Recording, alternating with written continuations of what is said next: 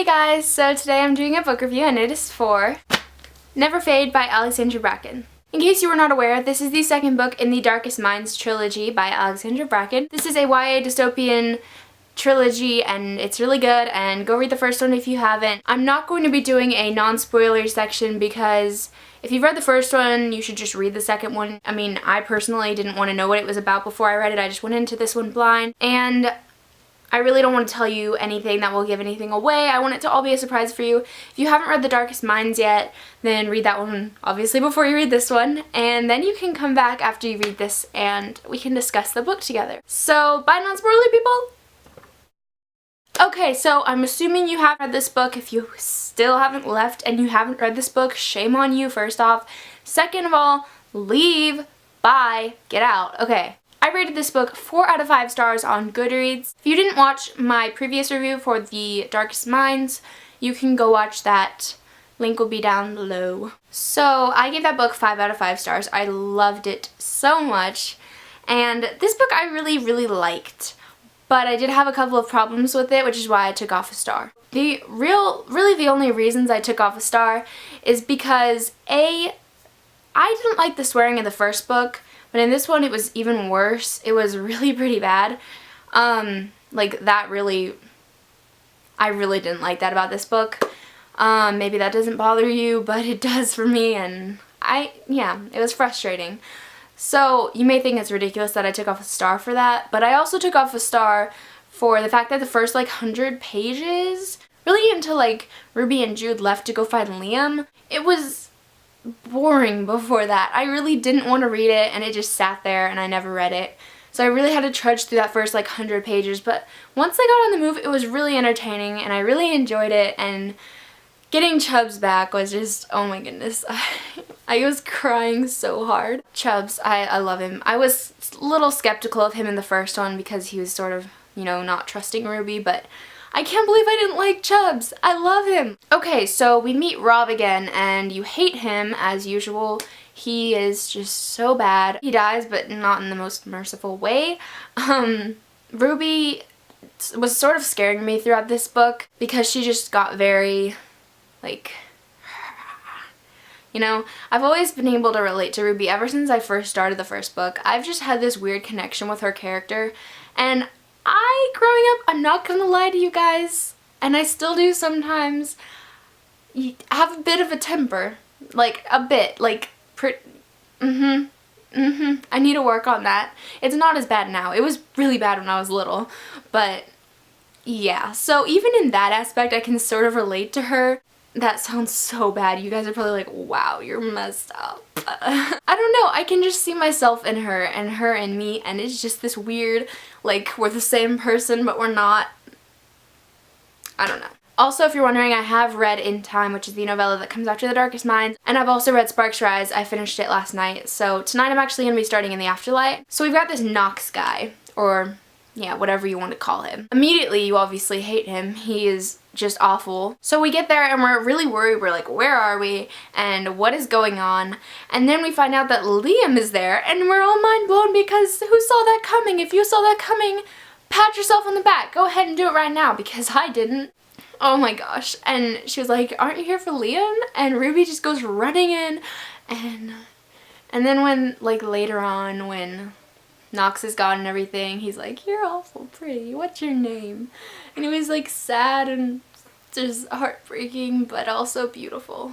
The scene where Vida and Ruby have to fight Mason, or the Red, was really intense. It wasn't necessarily enjoyable. It was interesting, but it was really sad. Speaking of Vida, the new characters, I really was not a fan of them at first. I was like, nope. Bring me back Liam and Chubbs and Zoo. Let's get them all together again and it'll be okay. But no, we had to stick with these guys. And of course they grew on me. At first, I didn't like Jude. I was sort of like Ruby and oh, he's annoying, and I wasn't just like her. When they were on the plane, I had warmed up to him. I was like, oh, Jude. And when he was like, I don't just want to know someone's face, I want to know their shadow. And I just really love that quote, and Jude, you're amazing. Why did you have to die? I didn't see it coming, and it was so emotional. I was sobbing. All the tears were shed. My favorite part by far was when Ruby goes to find Liam at the gas station. And that conversation, I actually, don't kill me. Go watch Cass J. Tuck's new video if you want to kill me for this. I dog-eared that page because whenever I have a favorite part in a book, I like to dog-ear that page so I can just go and look back at it all the time, which I've already done like 5 times with this scene. Oh, sorry. Every time I look at it, I get so emotional. When Ruby's just like, okay, I get it, you don't like me. And he's like, don't like you? I don't like you? And I knew what he was about to say. I knew it. I saw it coming. And he's just like, I love you every minute of every day. Oh my goodness. I was sobbing. This scene was so beautiful. Oh my gosh, I loved it so much. Ugh. And then the lady comes in and Ruby chases her, and then we all think Liam's hurt because he's like down on the floor and like glass covering him, but no, he's fine. Ruby goes chasing after this lady. She decides, oh wait, I'm being crazy again. I need to stop. So she goes back to Liam and they just sort of sit there, and he's like, I remember the green dress. Why do I remember a green dress? And then somehow she returns the memories to him, and he's like, do you know what it feels like to meet a complete stranger and have such an intense feeling for them? And I was just imagining like, oh my gosh, Liam, like I'll give you a hug and everything will be okay. And oh, I seriously love him to death. I was at Walmart the other day and I saw this person walking outside of Walmart and I couldn't see him up close, but he was blonde and he just sort of acted like Liam, and I was like, oh my gosh, it's Liam. Oh my gosh, it's Liam. And of course I know Liam's not real, but like I haven't given up hope that I'll find some blonde with light blue eyes and a southern accent that calls people darling. I need one. Can I have one, please? Can we order that from Amazon? So Clancy's back. That was a bit of a turnaround from that last sentence. I knew he'd be back. He couldn't have just been gone. I knew it would be him in the restaurant when they were walking in. I was like, it's gonna be Clancy.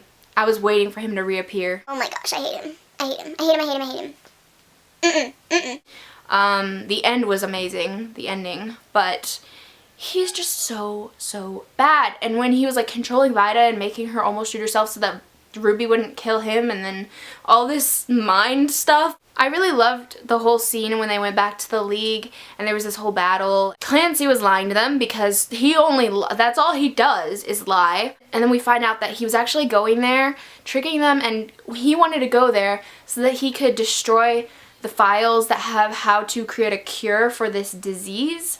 And of course, everyone else wants to get rid of the disease. They don't want these camps. They don't want people trying to kill them all the time. And of course Clancy doesn't want to get rid of the disease. He doesn't want to get rid of his power. So he's trying to destroy this cure. So we find out that it was his mother and all these files and everything. The ending was so amazing. Like they're like surrounded by PSFs and skip tracers and whatnot. And Clancy's just sitting there like, I destroyed the cure. Gotcha. And then Ruby walks over to him, bends down, pulls it out of her pocket, and she's just like, you mean these files? Speechless. Just, Alexandra Bracken is a genius, okay? I just love that ending. It really makes you want the next book, and thankfully I have it. I'm so glad I waited to marathon this series.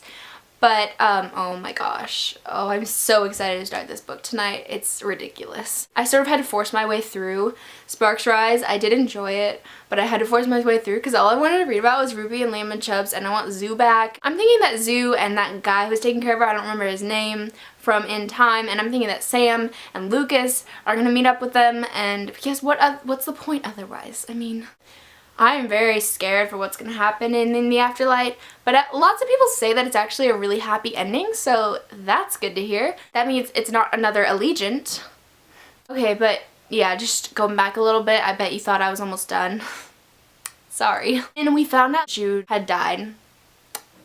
I was absolutely bawling. I couldn't even see the words on the pages. It was absolutely heartbreaking because he was so sweet and just cared for others, didn't care about himself, and just loved people, and he was the sweetest person. He would do anything for his friends, and he just died. It wasn't fair. And then Liam comes back with his compass, and all the tears started. We thought everyone was okay, but they weren't. And then I realized what this is. This right here. Anyway, my goodness, this book gave me all the feels. Yeah, I think that the writing style was absolutely fantastic as usual. I actually think it was even a little better because for some reason the action scenes in The Darkest Minds I sort of like couldn't understand, like they were written strangely, like I couldn't understand what was going on, and in this one it was a lot better. It's just so fantastic. The characters latch onto you and don't let go. They latch onto your heart and they just become, like, I feel like I'm a part of this family, and I'm gonna reread them so much because they're like my friends and I don't want to leave them. So that probably sounds weird, but it's true. Like, I'm so attached to these characters. I feel like they're real and it's just so fantastic. That's gonna be it for this video today. Sorry it was kind of a wreck and like everywhere, but I hope you enjoyed it nonetheless. Definitely comment what your favorite part is. Please don't spoil me for In the Afterlife. You will be blocked. You will be blocked. And just, no, don't do that to people. Thanks for watching, guys. I'll talk to you in my next video. Bye!